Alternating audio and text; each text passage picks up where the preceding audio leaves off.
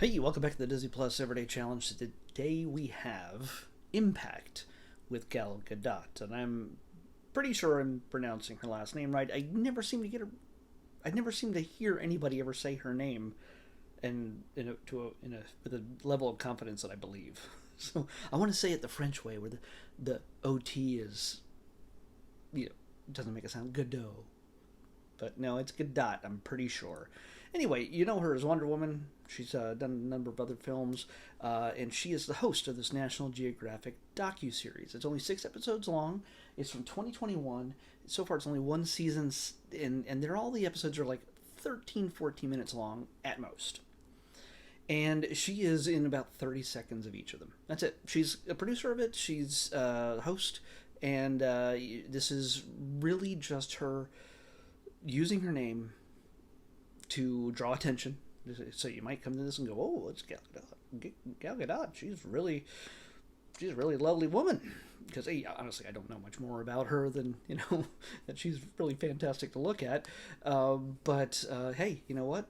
I was like, okay, I can watch her. But she's in each of these episodes for a full 30 seconds at most, introducing other women and girls who are influential and making a humongous impact where they are, and that's fantastic in its own right. The stories that are told in this reach all over the world. The first episode, even though IMDb has them in a different order, the first episode of Disney Plus shows it takes us to Detroit, where a young woman named Cameron teaches young girls of color how to ice skate. And you're like, oh, okay, great. Girls of color ice skating. What is that doing for the world? It is doing more than you think. It's doing, honestly, if you have to ask that, yeah, I mean, well, okay, it's a realistic question. It's an understandable question. You're like, oh, what good does that do? It doesn't necessarily do anything for you if you're asking that question, but if you're one of those girls, it means the world. And that has a huge impact, because those girls, when they know they have value, when they know they are not just part of whatever the cycle of life that is pretty much Detroit, we show the economic depression that has devastated that area over the last few decades, over the last century. You could see that especially people of color are impacted, especially women, and this bright, shining piece of light when it comes to just putting on ice skates, or especially when people look at ice skaters and you don't think of little black girls. It's just the truth, and it gives them certain confidence and certain joy that they wouldn't find elsewhere. Something that they might not have even realized they would have enjoyed until they joined up with us. And we see that from that first episode all the way to the last episode, which I think has been in the works for the longest, which follows a woman in Rio de Janeiro, in probably the poorest and most violent and just dangerous parts of Brazil. And she teaches girls how to dance, perform ballet. And honestly, it started out with just 7 kids. Like 2 of them were her sisters, one was a cousin, and a couple neighbor kids. And she just was doing it because she enjoyed doing it herself. And then other kids started joining, and eventually it grew into more than 162 girls at a time. More than 200 and some have been affected by this, or actually probably more, a lot more than that. And that has had an impact. There's actually footage. Since a lot of this for these other features, in this docuseries, all seem to have been filmed during the pandemic, because you see a lot of people wearing face masks, a lot of people talking about how the pandemic has impacted their lives and what they do. One in particular, which I'll get to in a moment. This one shows a span of almost 4 years, where they started out interviewing her, the girl. And by the way, this last one is pretty much, I think it's Portuguese, not Spanish, because it doesn't sound like Spanish to me. It's probably Portuguese, because that's a major language in Brazil, in Rio de Janeiro.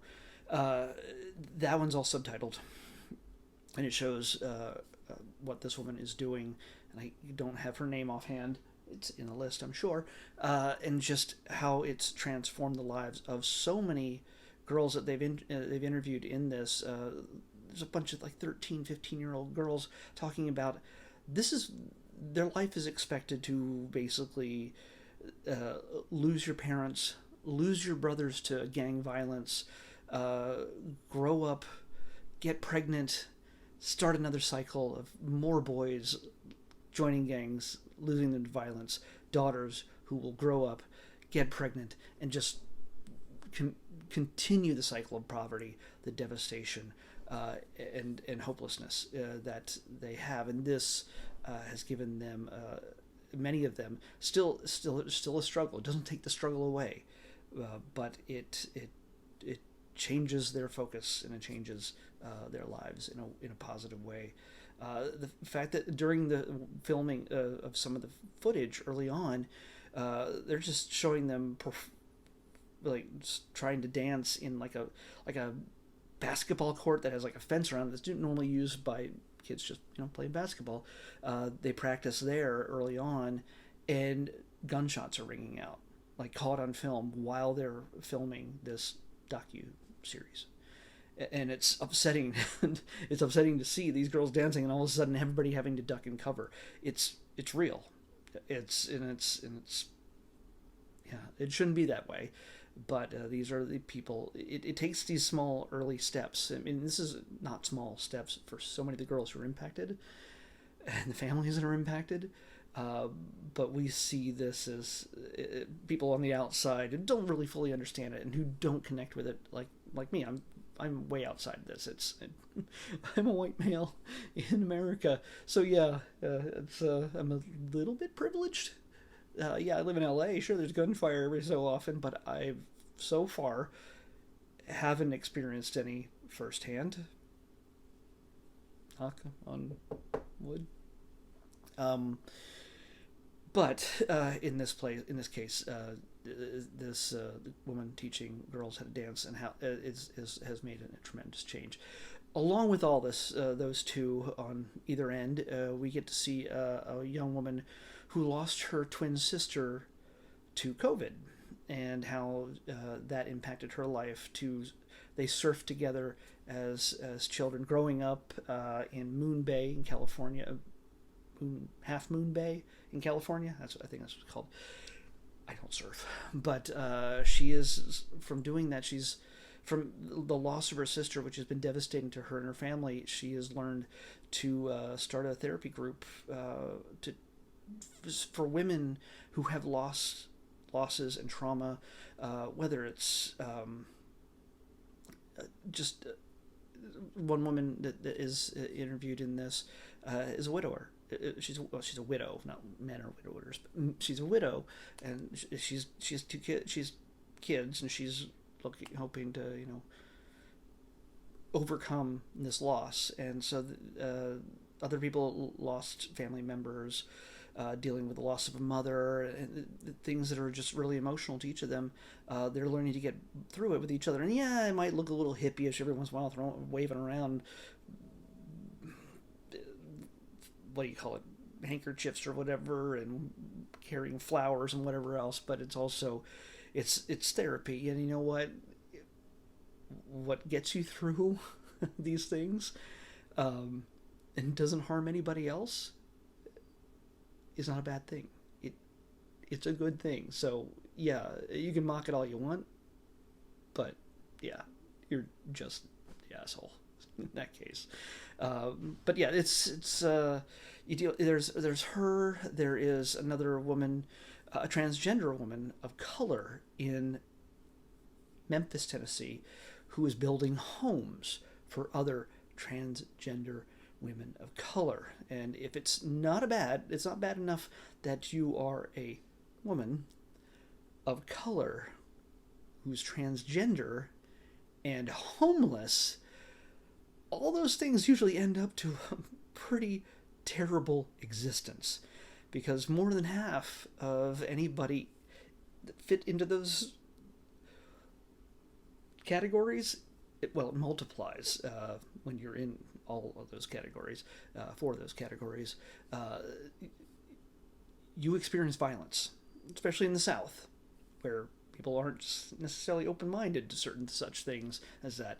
Uh, these are people who are human beings. These are people who need to be treated as human beings and deserve respect, a home, peace, and a life. And you get to see the great work that My Sister's House, which is the name of the organization, is doing to give these people homes and give them a chance at life that otherwise would go out of its way to harm them.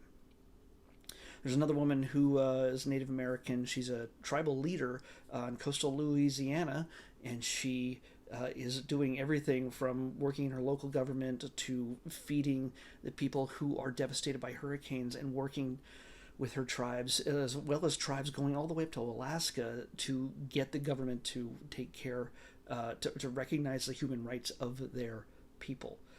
So you get to see her story, and she's raising kids on her own while also taking care of her people in a land that's being constantly devastated by climate change and rising waters all around her. It's barely scratching the surface. And those are just four of the stories. Icebreakers, Surf Sisters. Oh, the ripple effect in Puerto Rico, of course, in 2017, the big Hurricane Maria came through, and the president threw paper towels at people. This is a woman who is a young woman. She's 19 in this interview. She, along with other young people, working together to create clean water, which more than they've done it for like 150,000 people so far. Some people have gone months without clean water, and some of them have to drink and clean themselves with water that's tainted. Feed it, cook with it, feed it to their children. Tainted water, because they have no other option.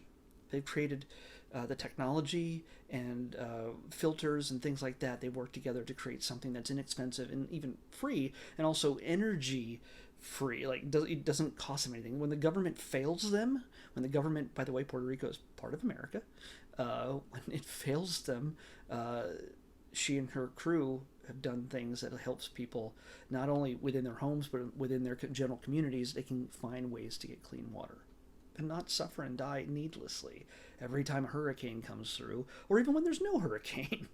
There's I think they say, half of everybody living in Puerto Rico lives at the poverty level. And the thing is, younger people are not sticking around to keep building up this thing. It's a country that's more and more looking like just an elderly community. When they die off, it's going to be an island that's probably going to be bulldozed and turned into a resort by some corporation who will then spend the money to take care of anybody who happens to be coming to that island, and they can then give them all the free clean water they want because they have billions. But the ripple effect is that one. Coming Home, Killer Red Fox. I think I did all those. Yeah. So the woman who teaches dance in Brazil, the tribal leader, the woman who creates homes for the homeless transgender women of color. The ripple effect, which is the woman who creates safe drinking water for the people of Puerto Rico. Surf Sisters, a girl who lost her sister to COVID. She was honestly young. She's probably in her late 20s, early 30s. This is how she's creating a place where people like her who have dealt with problems and issues in their own lives can come and find healing, and that's fantastic. And of course, Icebreakers, as I said at the beginning, a woman who's teaching them how to skate. And that's, while it seems, some of these things may not seem like a big deal, others are transformative for entire regions. It's still doing more than most people, including myself. Honestly, I can't say that, there's nothing like what I'm doing. I'm making videos every day about Disney Plus. Yeah. So yeah, it's everybody's doing their part. I say watch this. I honestly, I skimmed the surface on this. So if this is something that interests you, and if you're looking for more Gal Gadot, but this isn't really going to do that. You get to see her pretty face, and she says something in her wonderful accent, and she tells you, just gives a short introduction to each of these women, and they show the impact after each one of the things, and it shows the impact of what they've done on the people that impacted, of course, and what their inspiration and who they dedicate their work to at the end. So yeah, if you want a little bit of inspiration, realize that not every human being is complete garbage right about now, and the way the world is. This will give you a little bit of inspiration, and realize that human beings some of them are actually pretty dang great, and they're helping out others where they can, in big and small ways. I don't know how we gauge what's big and what's small, because especially any child that's ever helped by this it's never a bad thing. It's never a bad thing. So she does not sing Imagine by John Lennon, so don't worry about that. We don't have to worry about that. That's past. So yeah, I say check it out, especially if you're a woman and you have already seen that some people are just complete garbage on the internet and beyond in real life. This will give you hope for the future. One of them, I believe the tribal leader woman, one of the things she understands from her tribe is that everything they do or do not do in their lifetime affects the next 7 generations. That's their belief. And I don't think she's wrong. If we think about things that way, I think more of us would be doing more worthwhile things. So, yeah. Let's pick tomorrow's episode. 250. 250. Don't scroll far for that. All right. This is another sort of documentary kind of thing. It's or reality thing, but it's focusing on one of the Disney Resort's many parks. And this is actually one that I've not gone to. Yeah, in America. I've been to the Magic Kingdom, and 4 out of 5 of the parks, I actually have never gone into Animal Kingdom. Believe it or not. I just didn't. It's a thing. I for some reason I didn't go. I was too busy trying to ride all the Star Wars stuff. I don't know. The last time I was there. And of course, Magic Kingdom stuff. So we're gonna be watching Magic of Disney's Animal Kingdom. Yeah, Magic of Disney's Animal Kingdom. Imagine that's a 1-episode thing. Shouldn't take too long to watch. By the way, each of these are about, like I said, about 13 minutes long each. I blew through all 6 of them. I did all of them. So, yeah, I only expected to do 1, but I figured, you know what, I'm going to give them all a shot because I think they're doing some great stuff. So, but now we're going to be going to see how Disney makes billions off of tourism at Magic of Disney's Animal Kingdom down in Florida. I'll see you back here tomorrow with that on the Disney Plus Everyday Challenge.